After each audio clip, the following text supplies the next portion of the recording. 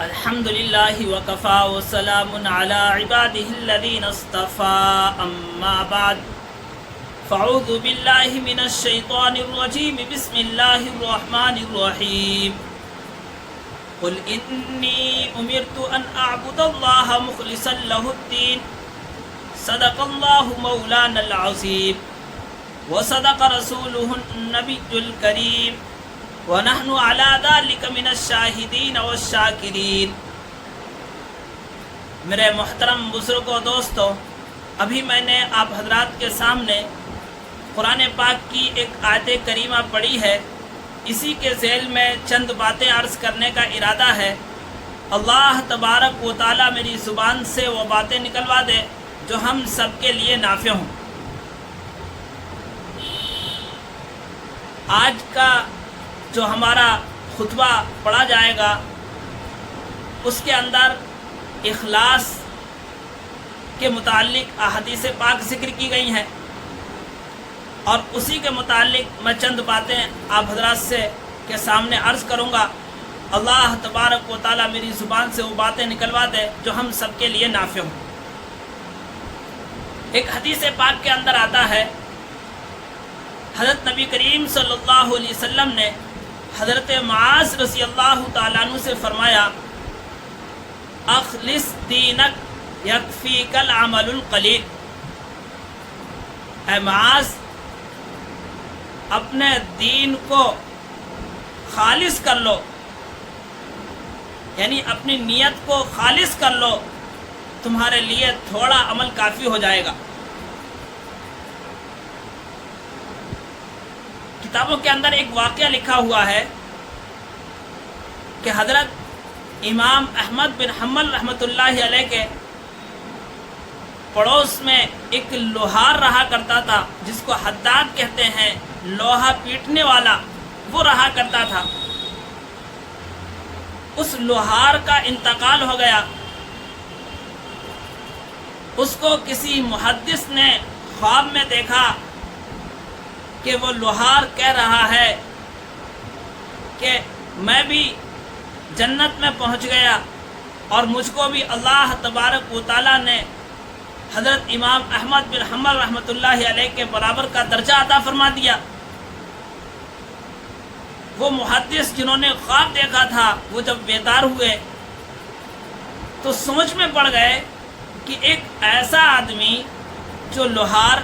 جس کا کوئی خاصا عمل بھی نہیں، جس کا کام دن بھر کا لوہا پیٹنا، وہ حضرت امام احمد بن حنبل رحمۃ اللہ علیہ کے درجے کو کیسے حاصل کر سکتا ہے،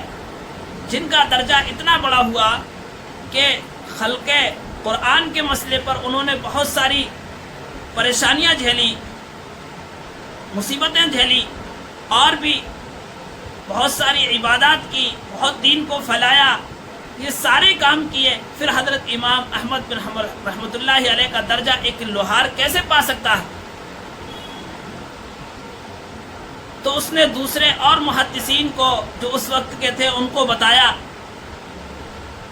انہوں نے آپس میں مشورہ کیا کہ چلو اس لوہار کے گھر پہ جا کر کے معلوم کیا جائے کہ آخر اس کا اصل عمل تھا کیا جس کی وجہ سے اس کو یہ درجہ نصیب ہوا۔ تو وہ حضرت امام احمد بن حنبل رحمۃ اللہ علیہ کے درجے میں وہ پہنچ گیا۔ اس کے بارے میں معلوم کرنے کے لیے اس لوہار کے گھر پہ گئے، پوچھا کہ یہ بتاؤ کہ آپ کے شوہر کا کون سا ایسا خاص عمل تھا جس کی بنا پر اس کے بارے میں آتا ہے کہ وہ جنت میں بہت بڑے درجے میں ہے۔ تو ان کی بیوی نے کہا کہ ان کا تو کوئی خاص عمل نہیں تھا، ہاں یہ تھا کہ نماز کی پابندی کرتے تھے۔ کہا کہ اور کچھ سوچ کر کے بتاؤ۔ کہا اس کے علاوہ میری نظر میں اگر کوئی عمل ہو سکتا ہے تو 2 عمل ان کے ایسے تھے جو قابل ذکر ہیں۔ پوچھا کیا ہے؟ کہا پہلی چیز تو یہ کہ جب اذان ہوتی تو جیسے ہی اذان کی آواز ان کے کانوں میں پڑتی اور وہ لوہے کے پیٹنے کے لیے جو ہتھوڑا اٹھاتے تھے، جس ہتھوڑے سے پیٹتے تھے، اگر وہ ہتھوڑا اٹھا ہوا ہے اوپر کو اور پتہ چلا کہ اذان ہو رہی ہے، تو اب یہ نہیں کہ اس کو لوہے میں مار دیں، بلکہ اس کو واپس ویسے ہی رکھ دیتے کہ اب اللہ تبارک و تعالیٰ کی طرف سے بلاوا آ رہا ہے، اب ہمیں اللہ کی عبادت کرنی ہے۔ کہا اچھا، پوچھا دوسرا عمل کیا تھا؟ کہا دوسرا عمل یہ تھا کہ وہ دن بھر کام کرتے، شام کو کھانا کھا کر کے ہم لوگ جو ہے اپنے اوپر چھت پر لیٹا کرتے تھے اور بالکل تھکے ہوئے ہوتے تھے۔ رات میں جب دیکھتے حضرت امام احمد بن حنبل رحمۃ اللہ علیہ اپنی چھت پر بیٹھ کر کے قرآن پاک کی تلاوت کرتے، رات میں عبادت کرتے، ذکر کرتے، اور میرے شوہر کہا کرتے کہ اللہ تعالیٰ نے میرے اوپر جو ہے بہت ساری ذمہ داریاں رکھی ہیں، ان ذمہ داریوں کی وجہ سے مجھے عبادت کرنے کا موقع نہیں ملتا ہے، کاش میری کمر بھی کچھ ہلکی ہوتی، میرے اوپر بھی کچھ ذمہ داریاں کم ہوتی تو میں بھی جو ہے کچھ عبادت کر پاتا، اور یہی سوچتے سوچتے سو جایا کرتے تھے۔ تو محدثین نے فرمایا کہ اسی بنا پر اللہ تبارک و تعالیٰ نے اس کی اس سچی نیت کو دیکھتے ہوئے، اس کے اس جذبے کو دیکھتے ہوئے، اس کی اس تڑپ کو دیکھتے ہوئے اللہ تبارک و تعالیٰ نے اس کو حضرت امام احمد بن حنبل رحمۃ اللہ علیہ کا درجہ عطا فرما دیا۔ تو کیا معلوم ہوا ہمیں اس واقعے سے کہ اگر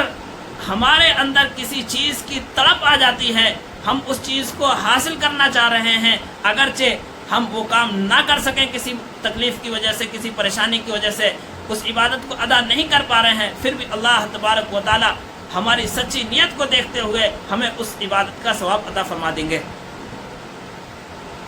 بنی اسرائیل میں ایک مرتبہ قحط پڑ گیا، بنی اسرائیل میں ایک مرتبہ قحط پڑ گیا، اور قحط ایسا کہ لوگ جو ہے بھوک کی وجہ سے مرنے لگے،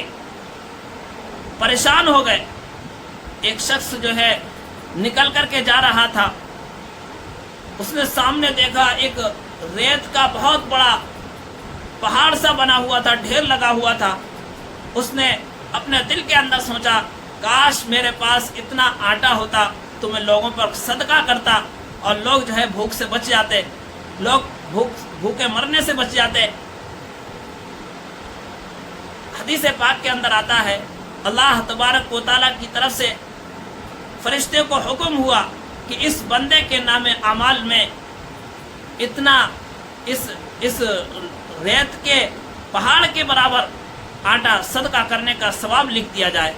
تو دیکھیے اللہ تبارک و تعالیٰ تو نیتوں پر بھی ثواب عطا فرماتے ہیں۔ اللہ تعالیٰ ہم سب کو سچی نیت سے نیکی کرنے، عبادت کرنے اور حضرت نبی کریم صلی اللہ علیہ وسلم کے طریقے پر چلنے کی توفیق نصیب فرمائے۔ وآخر دعوانا ان الحمد للہ رب العالمین۔